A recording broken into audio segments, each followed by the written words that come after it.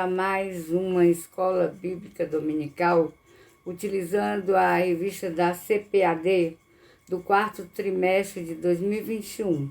Nós vamos para a lição 11, que é de 12 de dezembro de 2021. O título da lição é O Zelo do Apóstolo Paulo pela Sã Doutrina. Texto áureo. Tem cuidado de ti mesmo e da doutrina. Persevera nestas coisas, porque fazendo isto te salvarás, tanto a ti mesmo como aos que te ouvem. 1 Timóteo 4,16. Verdade prática. A Igreja de Cristo é a única instituição divina na Terra que preserva e defende a sã doutrina diante dos enganos e males das heresias. Vamos então à leitura bíblica em classe. Está lá em 1 Timóteo, capítulo 6, versículos de 3 a 6, e também o versículo 11. 2 Timóteo 3, de 14 a 17. Vamos lá. Se alguém ensina alguma doutrina e se não se conforma com as sãs palavras de nosso Senhor Jesus Cristo e com a doutrina que é segundo a piedade, é soberbo e nada sabe, mas delira acerca de questões e contendas de palavras, das quais nascem invejas, porfias, blasfêmias, ruins suspeitas. Contendas de homens corruptos de entendimento e privados da verdade, cuidando que a piedade seja a causa de ganho. Aparta-te dos tais. Mas é grande ganho piedade com contentamento. Mas tu, homem de Deus, foge dessas coisas e segue a justiça, a piedade, a fé, o amor, a paciência, a mansidão.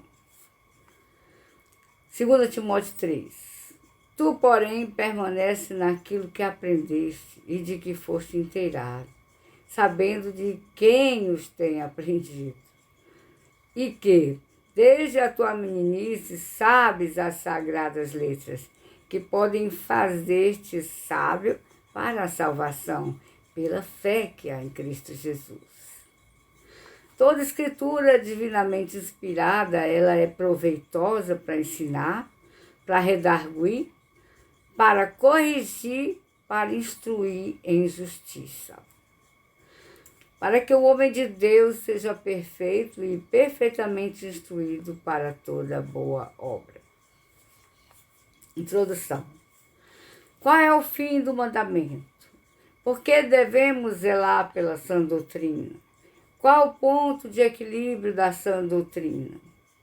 O assunto que estudaremos nessa lição, ele responderá essas questões, certo?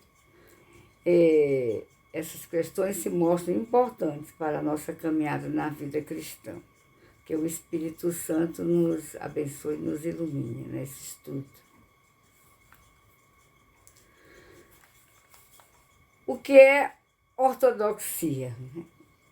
E o que é heterodoxia?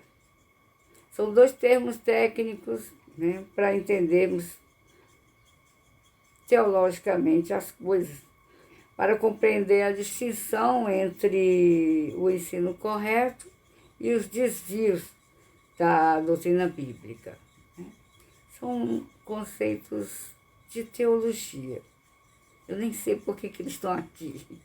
Na verdade, eu preferia que a gente ensinasse coisas simples. O leite espiritual, porque tem muita gente que está precisando do leite espiritual, e não de palavras rebuscadas e teologia. Mas vamos em frente. Esses termos nos ajudam a compreender a preocupação de Paulo com a invasão das heresias. Naquele tempo já tinha invasão das heresias dentro do cristianismo. O gnosticismo é um. O gnosticismo ele existe até hoje. Eu tenho um cunhado que é da gnose.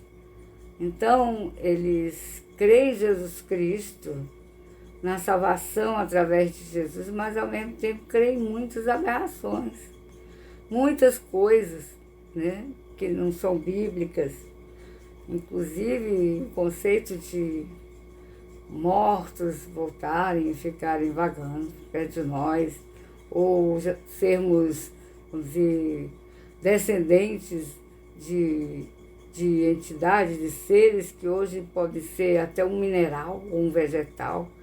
Que absurdo, né? Então, segundo, número 2, né? Conceito de ortodoxia. Na língua grega do Novo Testamento, a palavra tem como prefixo ortos, significa o que é direito, o que é reto, o que é certo. Então, a definição técnica para a palavra ortodoxia diz respeito a estar em absoluta conformidade com uma doutrina, com um princípio, né? Aí é ser ortodoxo, estar em absoluta conformidade, tá se adequando perfeitamente à doutrina ou a um princípio. Isso é ortodoxia. Na teologia cristã, o termo refere-se ao modelo bíblico de sãs palavras, né? Palavras sãs que dão saúde, né? Sãs de saúde. Então, logo a doutrina cristã, ela é ortodoxa. A doutrina cristã é ortodoxa. Interessante, né? Enquanto for coerente, né, com o que Cristo e os apóstolos ensinaram, ela é ortodoxa. Terceiro, conceito de heterodoxia. O prefixo da palavra hétero significa diverso. Então, assim, heterodoxia nos remete a opinião diferente, a normas, padrões, oposição aos padrões, né? As normas e os dogmas estabelecidos. É uma heterodoxia, é fugir ao padrão, né? Se a ortodoxia tem um só parecer, a heterodoxia implica em várias opiniões sobre o mesmo assunto. Então, para o apóstolo Paulo, a igreja ela deve manter a unidade doutrinária da fé e combater com veemência as doutrinas de demônios. A igreja deve ser, portanto, ortodoxa. Sua advertência é um antídoto para nós nos dias de hoje. Devemos, pois, fortalecer a unidade doutrinária em nossas igrejas. Segundo, ameaça de corrupção doutrinária. Número 1, advertência do apóstolo. Em 1 Timóteo, Paulo adverte acerca de alguns que não ensinem outra doutrina. Aqui a palavra para outra é heteros, que é diverso, ou doutrina diversa, né? Por isso Paulo se refere a outra doutrina, como a que nada tinha a ver com a genuína doutrina de Cristo. Esse zelo para preservar essa doutrina trazia um contexto de homens sem escrúpulos que não respeitavam os ensinos apostólicos. O apóstolo os identifica como lobos cruéis, vestidos de ovelhas, que investiam contra o rebanho de Deus, não perdoando. No fundo, esses heterodoxos cruéis, lobos cruéis, estão de olho na tosquia das ovelhas, estão de olho no que a ovelha dá, e não no que a ovelha é, né? No fundo, são lobos cruéis, egocêntricos, egoístas, né? Que eles realmente, o Deus deles é o seu próprio eu, seu próprio ventre, como diz a Bíblia, né? Querem para eles em primeiro lugar as coisas. Não pense no próximo. Segundo, quais eram os problemas de ordem doutrinária? As igrejas plantadas por Paulo e outros apóstolos no primeiro século sofreram com a infiltração de conceitos filosóficos pagãos e judaizantes, né? Na interpretação da doutrina apostólica, nas igrejas como Corinto e Éfeso, Havia os que afirmavam crer no Evangelho, mas não renunciavam aos costumes pagãos. Outros traziam uma bagagem religiosa do legalismo judaico, aliada ao gnosticismo. É lamentável que hoje haja os que defendem a banalização da graça de Deus para, em nome dela, viverem com licenciosidade. E os judaizantes, que confundem a liturgia cristã com a judaica, bem como a moral cristã com o legalismo judaico. A Igreja de Cristo pertence a um novo tempo e deve obedecer ao ensino do Novo Testamento. Né? Então, é lamentável que hoje haja os que defendem a banalização da graça de Deus para, em nome dela, viverem com licenciosidade. E os judaizantes que confundem a liturgia cristã com a judaica, bem como a moral cristã com o legalismo judaico. A gente vê muito isso hoje, na internet está cheio, né, de cristãos que confundem as coisas e querem viver como judeus, colocando aquelas roupas de judeus, aqueles cabelos de judeus. Que coisa mais sem sentido, né? Os judeus realmente são o povo de Deus do Velho Testamento. E eles vão ser unidos com a igreja no final dos tempos. Mas agora o tempo é dos gentios, é da igreja. Estava vendo uma pregação bem interessante que mostra a Bíblia é toda profética, né? O Velho Testamento é incrivelmente profético. Então, Judá virou um reino que era composto de duas tribos, Judá e Benjamim, né? E Efraim, o nome do filho de José, de um dos filhos de José, ele tinha 10 tribos, né? Essas 10 tribos foram as que se perderam no mundo. Os assírios levaram e sumiram, se misturaram com o povo.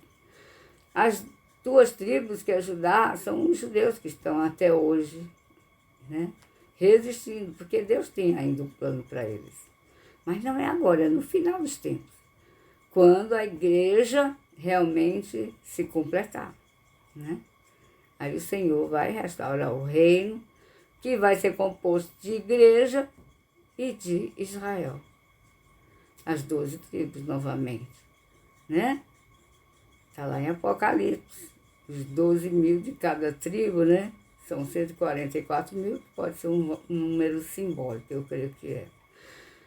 Mas, tendo a alegoria em vista, tendo a palavra profética do Novo Testamento, você vê que os gentios são 80%. Se eles são Efraim, né? Uma representação de Efraim representando, então eles eram 10 tribos, eram 80%, e 20% eram de judeus, né? Eram os judeus, porque eram só 2 tribos, certo? Então é bem interessante perceber isso aí. Que nós, igrejas, vamos ser um número muito maior, não tenha dúvida disso, né? E nós precisamos chegar lá para ser... É o que diz o apóstolo Paulo, que dizia o muro de separação foi derrubado, fazendo dos 2 povos um só. Olha aí, né? E aquela profecia, quando Jacó vai morrer, ele dá uma profecia, uma palavra profética para cada um. O que ele diz de José? José é um ramo frutífero que passa em cima do muro, ultrapassa o muro, né? Realmente, Efraim ultrapassa o muro de separação. Então, a igreja do Senhor é uma representação, Efraim é uma representação da igreja do Senhor. Isso é lindo demais. Número 3, fábulas e genealogias intermináveis. 1 Timóteo 1:4. No tempo de Paulo haviam os mestres falsos que propagavam fábulas e lendas da vida judaica. como culto dos anjos, né? Culto aos anjos, né? Está lá em Colossenses 2,18, mostrando isso aí. Que já naquela época existia esse tipo de fake news. Hoje é tão comum, não é? Fake news, mas naquele tempo já tinha. Eles inventaram esse negócio de lendas, fábulas, como culto aos anjos. E o apóstolo Paulo registrou lá em Colossenses capítulo 2, versículo 18. Além de não possuírem conteúdo concreto, né? Você pode ver que fake news não tem conteúdo concreto, né? São narrativas, como diz hoje, tem certas palavras interessantes que ficam na moda, né? São narrativa apenas. Ele não tem conteúdo, né? Não tem lastro. Né? Elas, além de não possuírem conteúdo concreto, eles torciam o sentido da verdade apostólica. Olha só, naquele tempo, né?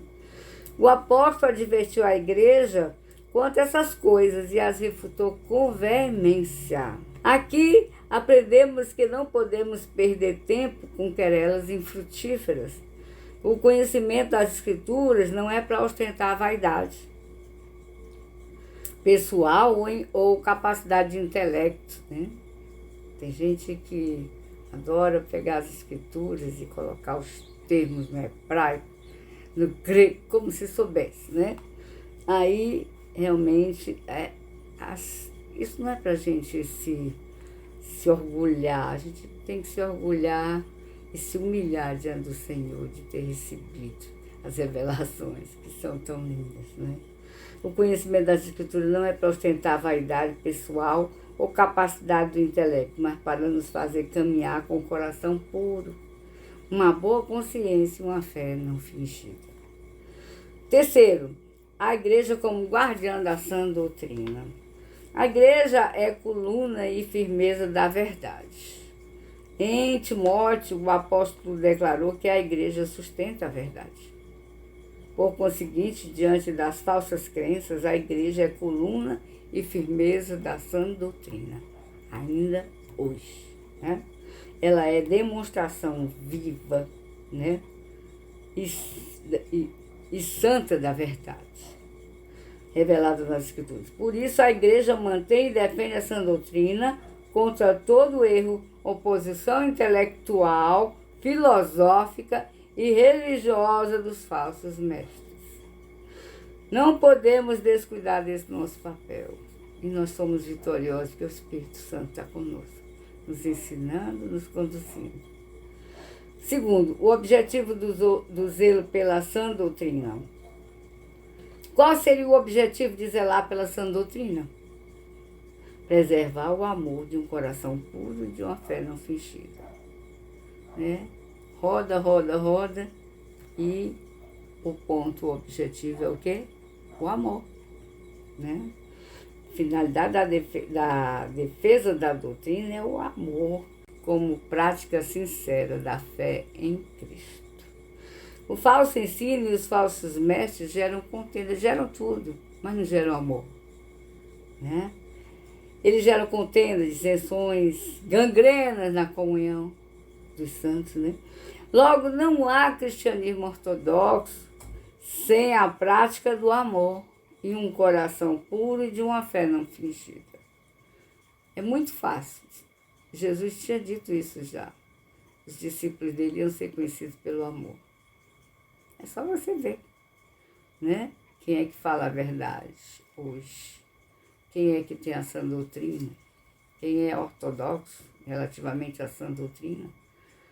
Né? São aqueles que são reconhecidos como cristãos pelo amor que eles têm pelos outros, pelo próximo, e não a si mesmos. Terceiro, a primazia do amor. O fim do mandamento é o amor. Em 1 Timóteo, o amor aparece como um freio, um instrumento de equilíbrio no combate às falsas doutrinas. Na Epístola Paulina, o combate nunca é contra pessoas. mas contra ideias que elas representam. O que acontece hoje nessas guerras políticas, partidárias, né? É que as pessoas atacam pessoas. Isso não tem nada de cristão. Se você é cristão e ataca as pessoas, né? Fulano, cicrano, de partido A, de partido B, porque ele não tem a sua mesma ideologia, isso não é cristianismo. É bom repensar a vida. Né? Na Epístola Paulina, o combate nunca é contra pessoas, mas contra ideias que elas representam, tá certo? O zelo do apóstolo se dá justamente para impedir que o espírito dos falsos mestres se infiltrassem na igreja. Nesse caso, o amor, como o fim do mandamento, é o antídoto perfeito. Ora, o amor de um coração puro é um amor que procede de dentro para fora, não se tratando de mero sentimento, sentimentalismo, mimimi, coisinhas mentirosas. Né? Nesse amor, o coração é santificado pelo Espírito Santo, gerando uma pureza interior. Pois um coração sujo pelo pecado não pode agir amorosamente. Já um coração limpo diante de Deus, ele recebe e vê as coisas com clareza, né? Com transparência. No amor não há lugar para imparcialidade, né? Pois se cultiva, olha, no amor não há lugar para imparcialidade. Você não pode ser nem contra nem a favor, muito pelo contrário, não. Você tem que ser parcial pelo cristianismo ortodoxo. Né? Nem há lugar para simulação, fingimento, hipocrisia. É puro. O cristianismo é puro, pois se cultiva uma fé não fingida. Conclusão, a Bíblia, a palavra de Deus, é fonte genuína para a doutrina cristã. Por isso precisamos ser dedicados estudando as Sagradas Escrituras, a fim de que zelemos pela sã doutrina. Levemos em conta que a finalidade dela é o amor, né? Para em Cristo vivermos com um coração puro e uma fé não fingida. A exemplo de Paulo, somos chamados para zelar pelo ensino de Cristo, a fim de edificar a igreja do Senhor. Louvado seja o nome do Senhor. Que Deus abençoe cada um.